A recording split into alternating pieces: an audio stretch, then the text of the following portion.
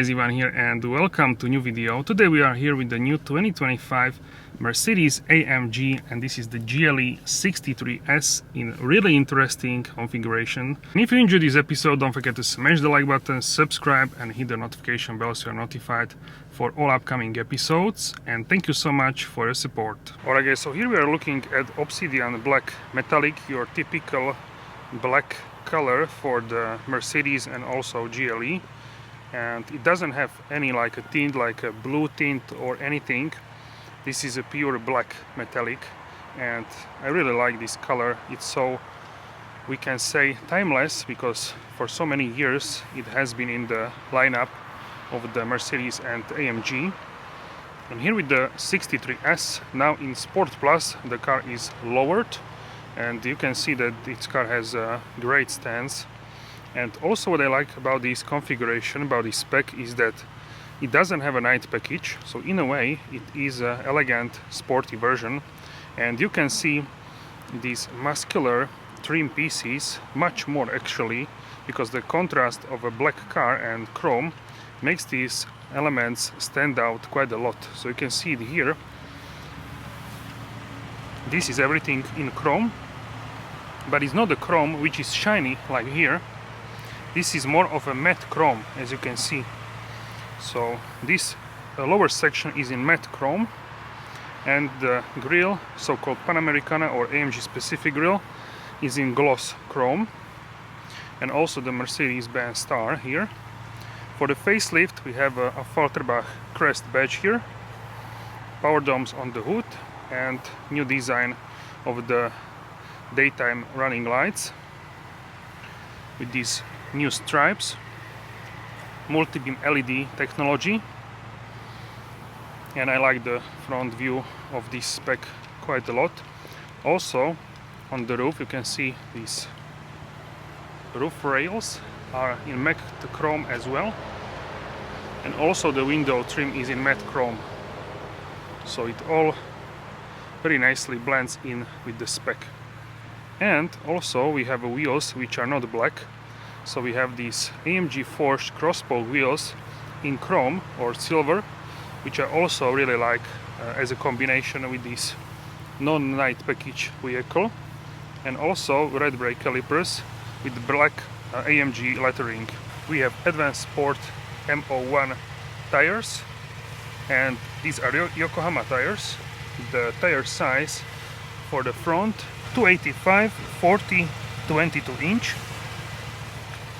a V8 bi-turbo 4MATIC Plus. And the rear tires, let's check them out. So the rears are 325 35 22 inch, AMG logo embossed in the wheels, and red brake calipers. You can see the door sills in matte chrome, also looking really great. We have also privacy windows here, privacy glass, and the typical C-pillar for the GLE. Look at the stance of this GLE 63. Let's go ahead and check out the exhaust pipes. So these are in matte chrome because we don't have a night package once again. Check out here the grooves, they are much more visible here without the night package, and also AMG embossed logos, and also the trim line above the exhaust is in matte chrome. So we can see that this everything complements nicely together the whole package of this car. Also there is a chrome trim line in between the tail lamps, and the badges are in chrome as well. So AMG 1, Mercedes, and here we have also the GLE 63S on the right side. So this is 4.0 liter V8 bi-turbo, handcrafted in AFFALTERBACH, the home of AMG. You can see the signature of person which handcrafted this particular engine, and this one develops 612 horsepower. Acceleration from 0 to 100 kilometers per hour takes only 3.9 seconds, to 60 miles per hour 3.7 seconds. Top speed is limited to 280 kilometers per hour. So this vehicle is really dynamic and fast for what it is as a family SUV. 850 Newton meters of torque, and the engine is coupled to AMG Speedshift TCT9G. This is a Hot V setup, so the turbos are on the top of the cylinder banks, and overall I find this engine really a powerful masterpiece from AMG lineup.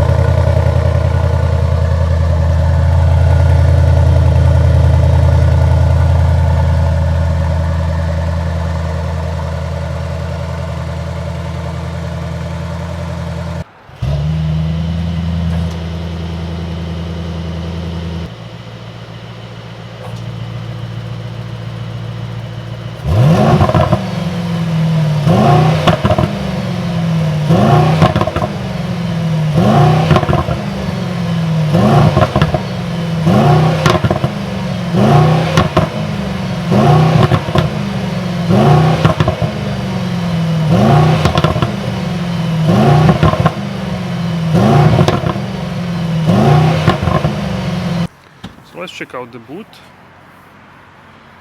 Here we have 612 liters. So here on the fuel filler cap you can find the information about the tires.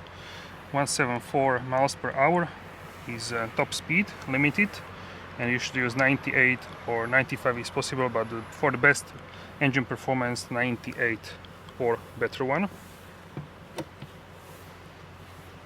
And here we have the boot space, which is 630 liters. You have also tow bar available, which is automatically deployable.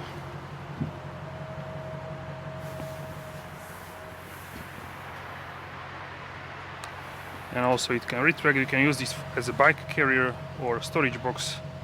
Plenty of usage. And here is the boot. Underneath the boot floor we can find some accessories. Also here is the spare tire, and also this is the fuel filler cap, which is the AMG one. So let's check this out. So here it is. It comes in this box. So this will essentially replace your standard fuel filler cap. And also we have a microfiber for the displays. And we have also the perfume. So this is the 63 Tiger perfume, check it out, interior. And of course the tailgate is electric. So this is a great vehicle in the AMG lineup in my opinion. And still one of the vehicles which I would recommend for AMG enthusiasts. Alright, so let's check out the interior. So here we have AMG exclusive Nappa leather interior in black with diamond stitching and AFFALTERBACH crest logo on the headrest. Red seat belts matching the red calipers, and we have also carbon fiber trim, as well as the steering wheel, which is a combination of microfiber and Nappa leather. So it looks very nice, this configuration, I like it. And the sunroof is huge. And this is how the front looks from the back. Let me know what you think.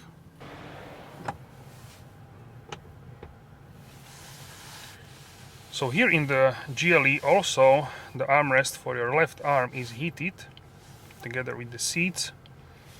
We have the seats which are full memory seats, 3-position electric seats. They are also heated, also ventilated, and you can operate also the passenger seat.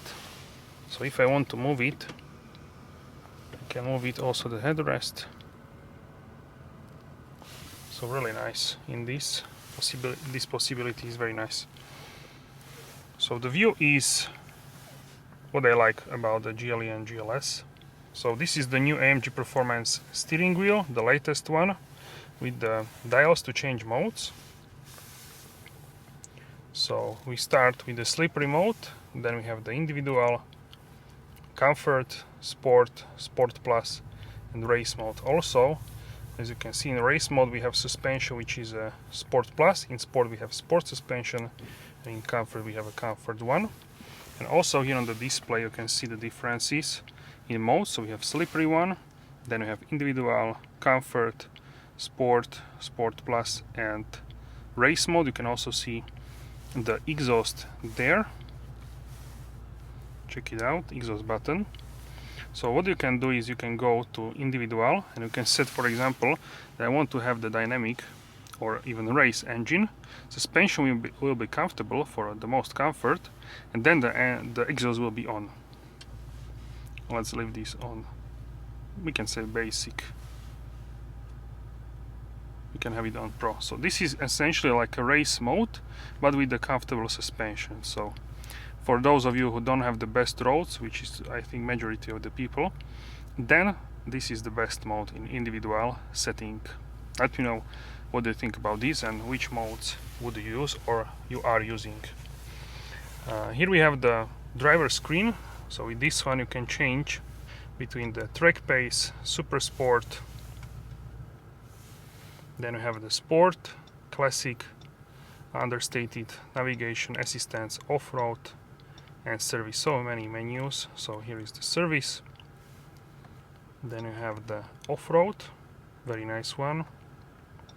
This is the assistance, then we have the navigation, next we have the understated, next classic, then we have the sport and the super sport and the track pace.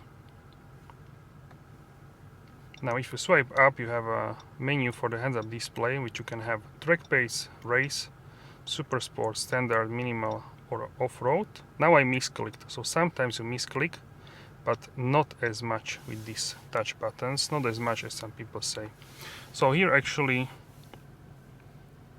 let's check this. So you have settings, this is the off-road, then we have the minimal, this is standard, this is super sport, then we have race, this is my favorite for the heads-up display, and this is the track pace. So which is your favorite? For me definitely the race one. The pedal shifters are really sweet. They're like a, can you hear? Like a metallic, so nice to click, really satisfying to use. And also I really like this panel for the AC, so physical buttons, which many people like. They are so satisfying to click for the AC, and also you have the heating, the auxiliary heating. In the middle we have this cover which you open, then we have the wireless charger for a phone, two USB-C ports, and also we have two cup holders which are adjustable, and as you can see they can be either cooled or heated. So you can have it in red and in blue. Touchpad where you can control the infotainment system, and now fingerprint sensor in the latest 2025 model year. Here is the 360 camera, so you can view all angles, sides, and also the rear, the tow bar as well. Before we had real look, not this 3D modeling, so I prefer the real look than the 3D modeling. So I would like to see the possibility to have also the real view from the side camera like it was before, and also the 3D modeling, so we can switch it up depending what we want to use at the certain moment.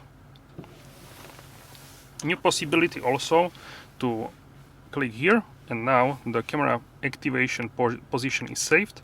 So when you arrived at this specific location next time, then the camera will open automatically. Then you have dynamic, so this is also the same function as this for car modes. Volume knob, then you have a navigation, map, radio, media, telephone, and you have button for the car functions. Acoustic warning, something what is now mandatory in the EU. You can turn it on or off easily, so it's always here, so you can turn it on or off, or you can hold the mute button. That's also possible, so you can turn it on or off with the mute button as well, or you just tap here. It's always here and doesn't go away, so that's why you can turn it on or off very easily. In some other vehicles with different brands, it could be much more hidden in the menu, in sub menus, this sort of stuff. So here we can find some storage space with armrest, USB-C port, also this small like box. The quality of the leather is really great. This is a top AMG exclusive Nappa leather with diamond stitching, so really good to touch and also very good in terms of the seating. Also in terms of the performance drive, you can go here to comfort. You have also massage seats, so you can do massage. It's also very nice. And you have side bolsters, so you can inflate the side bolsters to maximum, and this is also really great because it will hold you nicely in the corners for performance driving. Heating settings also useful, so you can have a panel for driver and passenger, so you can see that panel heating, also the middle armrest, so this is heated, this armrest, and also the doors are also heated. You can turn it on or off if you want or don't want to use this. And seat heating balance also useful. If you don't want to have a seat heated, you can only have back, and if you slide you can only have seat and not the back, or very small amount. So this is how you can switch in between. Alright, so here is a sunroof, panoramic sunroof. We will not open this because it's wet, but I can show you that you can close here the sunshade. You can also open it for ventilation for like this amount, so quite a lot, and you can get then fresh air. Also for small ventilation for like one, let's say 2 centimeter and 1 inch of a space in the back. And you can also open it. The glass is tinted, so you can see it's like a darker than your normal window here, which also helps with the sun. If it's too sunny, you can close the sunshade. Alright, so let's take a look at the materials. Here we have the Nappa leather, and this is harder plastic.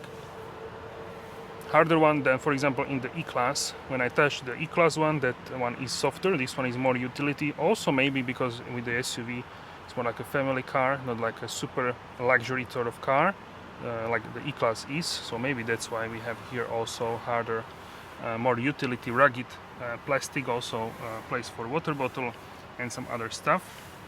And the lower dashboard actually is covered, is wrapped in leather, so that's nice to see. Everything here in leather, and also the top of the dash, and also here in leather. The middle with these grab handles also wrapped in the leather, so that's really great. Apart from the doors, everything is in leather. The seat base is also plastic, so seat base and these door cards are in plastic and AMG illuminated door seals. Steering wheel, once again, this is microfiber and Nappa leather on top and on the bottom. Alright, so let's check out the rear. Here is soft close. Let's start with the doors. So here we have the privacy net. You can lower this with touch of a button, so it goes away. The glass is still privacy glass, so darkened, tinted. It is hidden here very nicely. Then we have carbon fiber trim, heated seats, Burmester speaker, and here is Nappa leather everywhere, exclusive, once again, door cards, rugged ones, place for water bottle, AMG illuminated door seals, and here is the rear, let's say, bench. You can fold the armrest here. You have 2 cup holders, adjustable. Red seat belts, it's looking really nice. Also here we have the ISOFIX connections. So let's hop inside. In the middle we have a panel for the AC, 4 zones, so 2 in the back, 2 in the front. USB-C ports illuminated. Net for storage, and I can put my feet nicely under the seat. I have huge space here, so check it out. I have a huge space. I would say this is solid 20 centimeter. That's like 8 inches, I would say. So GLE is known for this huge legroom in the back. Check out how much headroom do I have here. I'm 185 centimeters, 6 feet and 1 inch. And also I have a lot of arm room here, so it's really comfortable in the back of the GLE. Certainly, I would say this is so roomy, and also because of the panoramic sunroof, it feels so spacious and so bright here. Let's try the acceleration to 100 km per hour.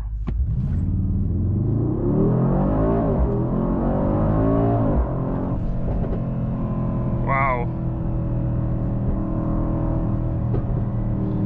Did you hear the crackles?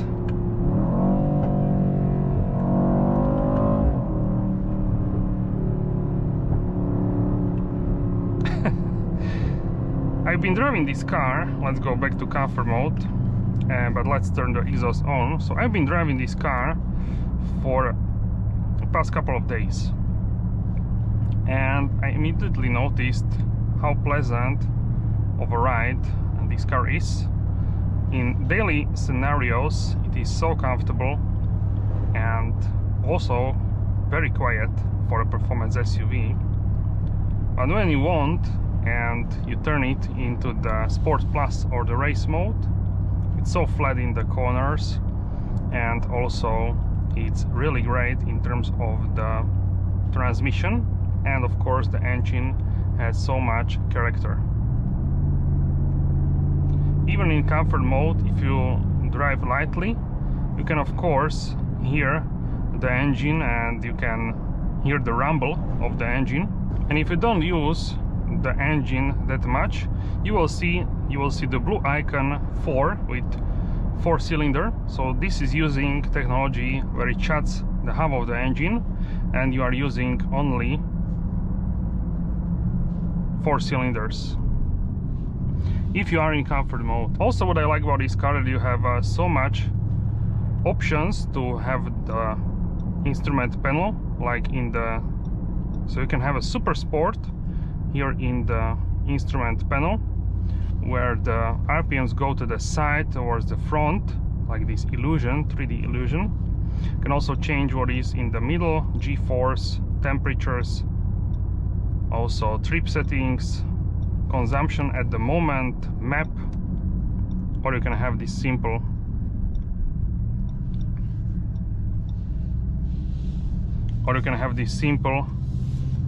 dial with the speed. So this is what I like about this for sure. And if you want traditional one, you can go into classic. Now you have 2 instrument clusters. This is what I like to guess the RPMs. For me, I'm used to this more, so easier to judge for me, but you have also the heads-up display which you can use for that. Also in the middle we have 3 temperatures, so it's always monitoring temperature of the transmission oil, then engine oil, and also the coolant. So if it's cold, the temperatures will be in blue.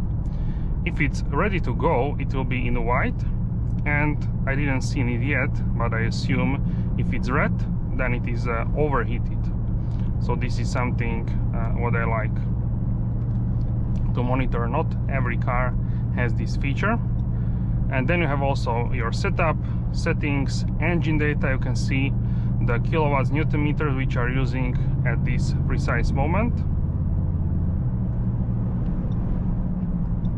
And similar as in the Super Sport, you have all other settings. Also attention assist and some other, like the map, for example. Apple CarPlay is now on full screen, so this is great. It was not like this before. It was a small cutout in the middle, same as in some other Mercedes vehicles. Now with the facelift it's updated and also wireless. Personally, I use wired connection because I want my phone to have a maximum charge at all moments, at all times. So yeah, such a pleasant. And then you can also have the understated, not much info there. Navigation, huge map as well. And then of course you can have the assistance, where you can see when you are using assistance systems, you can see the cars in front in green box and other parameters basically. Then we have off-road mode. This is special for Mercedes SUVs. So you have the tilt angle and other bits and pieces. Also you can see where you are heading, south, west, north, east. And then you have also service menu, where you can see the tire pressure and tire temperature for each tire separately, where is the next service, this kind of stuff. So I usually used it on classic menu, but sometimes I turn it on the super sport one. These horizontal lights are touch sensitive, so to some people this is more difficult than previous one. To me, I would say I also find the previous one more precise, but this one has also like indentations in the middle, so it's not that difficult for me to learn. Sometimes I misclick, but it's not a big of a deal to me personally. Let me know what you think. I like the design of the steering wheel more than the previous one. This one is in the middle with microfiber, and on top and on bottom has very nice Nappa leather. Also we have these touch controls for driving modes. So we have the slippery mode for winter conditions, then individual, where you can set up everything how you want. Then we have comfort mode, sport, sport plus, and the race mode. And if you tap here, you have also off-road modes like the sand and also the trail. So I've been using usually in comfort, sport plus, sometimes individual. With comfort you can also change, with all modes you can also change with the left dial. You can make it louder. With the exhaust you can also change the suspension, so you can keep the engine and the transmission on comfort level, but if you want you can have a sport plus in terms of the suspension, or vice versa, you can have the sport plus for the drivetrain, and you can have the suspension which is comfortable, which I also try to use. The suspension in Sport Plus is more stiff, it's less leaning, it's very flat in the corners, and I find it quite okay, I would say. So it's not harsh for sure. You can feel the road definitely more, but it's not unpleasant. So if you want to have more performance race feeling, then definitely use the Sport Plus in terms of the suspension. Okay, so let's do one more pull and acceleration.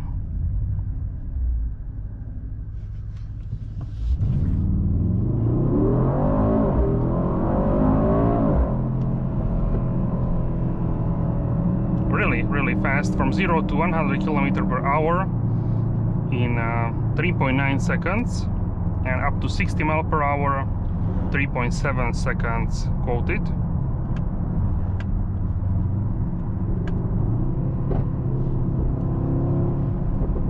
If you let the throttle, it will crackle from the exhaust.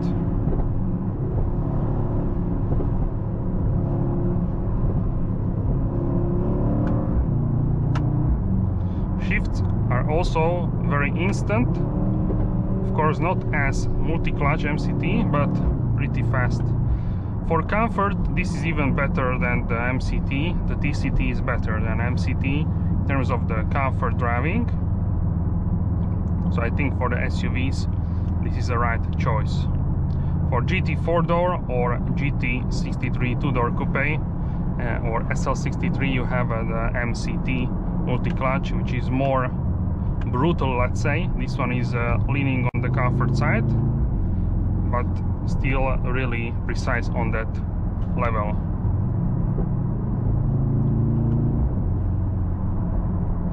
Also, you have this grunt from the engine. It's so enjoyable. Let's slow down so we can accelerate. Let's go.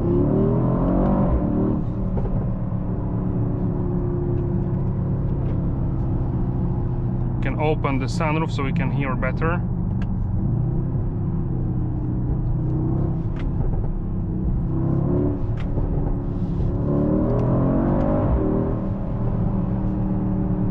Really enjoyable car. It has this muscle car like DNA feeling, but it's now in comfort mode. How quiet is this? Look. So pleasant and so nice. Also, I find this cabin still modern despite it's from 2018, so 6 years old basically.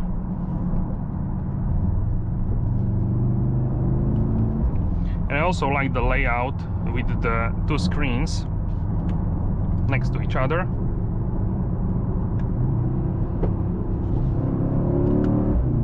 Definitely the new infotainment helped with the feeling that the car feels much more modern.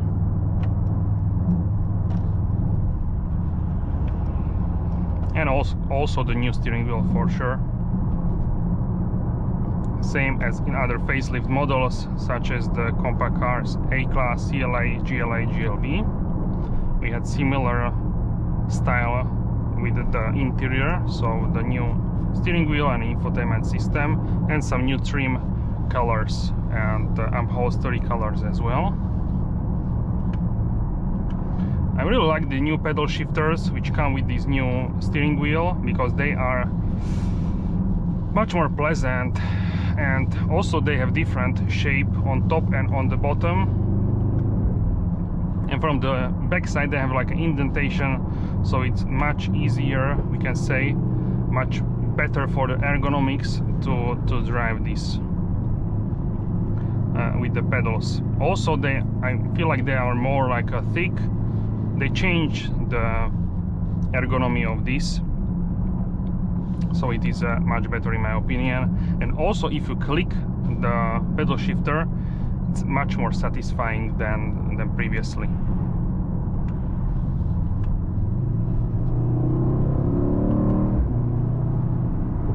So now we are in Sport Plus. We can go to comfort mode for the suspension, and this is how I would drive most of the time.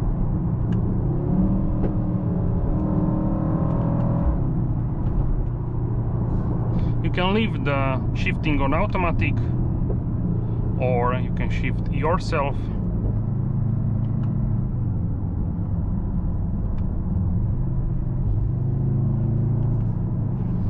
Now in the village, so we can go back to comfort mode, but we can turn on the exhaust. It's a nice rumble, nice grunt with this engine. This is what I like, so really good job. European muscle car for sure, and in terms of muscle carring, much more agile, I would say. So here in this car, the 40-volt mild hybrid helps with the start-stop, so it's much smoother than without it with some other cars. This is what I like, because without that, normal auto start-stop is like not the most pleasant thing, but with this, for me, it's fine. It like turns on without this shaking, we can say. This is easiest. How can I explain this to you? But now it needed to recharge the battery, so we had amber auto start stop icon, so it doesn't switch off the engine always, because it needs to recharge the battery as well. Now we are in 4-cylinder mode. I hope you can see that blue icon. I will show it to you. If you cannot see that, I will show it to you on the screen. Now the road is a little bit not straight, so good test section, very good calibration of the suspension.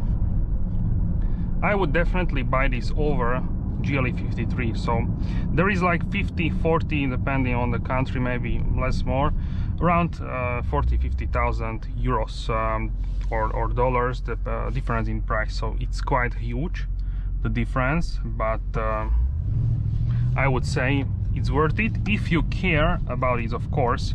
If you want more like a lifestyle SUV, the 53 will be better for this purpose. So yes, definitely the 53 is better deal, we can say, because you are still getting the AMG suspension. Of course, the engine is a 6-cylinder, it's enhanced by AMG, not handcrafted, but the 63 is a real deal if you are a petrol head and you have a budget like that. If you can, for sure test drive both of these engines. Also, there is a GLE 580 that is not an AMG version, but has the same V8 as here, which is an interesting proposition for sure. Overtaking with this car is so easy. It's so much power, so you don't need to be worried for sure. So yeah, that is great. In terms of consumption, you can check it out.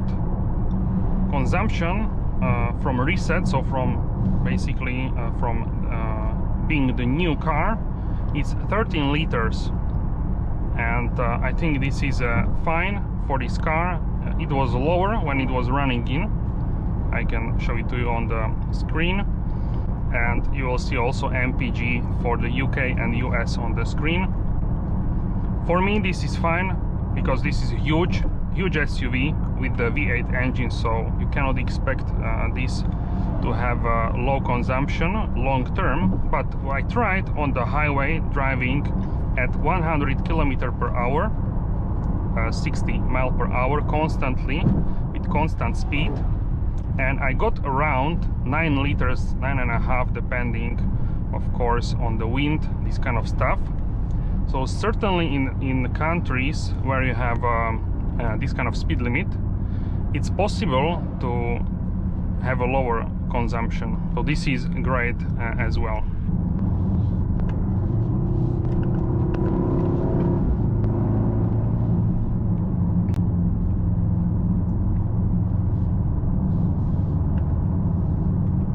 Look how flat this is in the corners.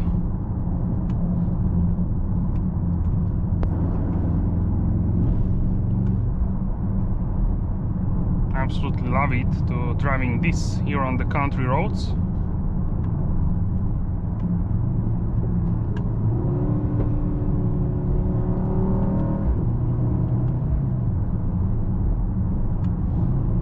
Alright guys, so that's it for this video. Let me know what you think about this GLE 63S in the comment section down below. Thank you so much for your support, like and subscribe, and I will see you tomorrow. Have a wonderful day.